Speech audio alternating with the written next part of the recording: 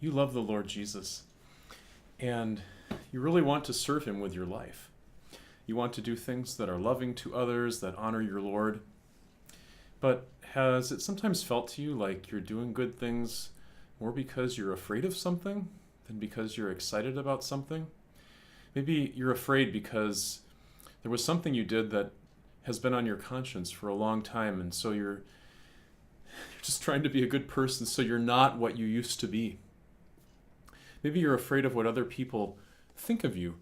You have wondered whether they respect you or don't respect you, and so you go into an activity thinking, I wonder how they're going to react, where you're thinking more about what might happen next from their perspective, their attitude toward you, than you are simply thinking, wow, like I'm gonna do this because it's the loving thing to do. Do you ever feel like you serve God, but really you serve him out of fear?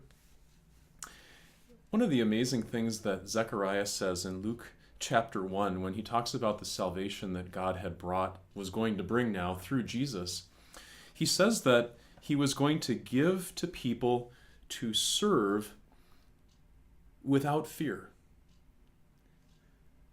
Now, what is it that can give us the ability to serve without fear? Well, there's something embedded in that description of what salvation is and what it brings to be able to serve God without fear. He says, having been freed from the hand of the enemies. When you've been freed from your enemies, you don't have to be afraid of them anymore. What are your enemies? Guilt. What are your enemies? The sinful flesh and its pride. What are your enemies? The fear of death because of the sin and the guilt that brings along. When you don't have to be afraid of those things anymore because your sin has been forgiven. All of your past has been washed away.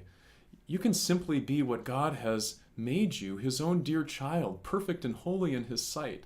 When you know who you are, and you know that you have no more enemies that can frighten you, you can just feel free to serve. You don't have to calculate what someone might think of you. Just do the right thing. Show love, and do it with a smile on your face.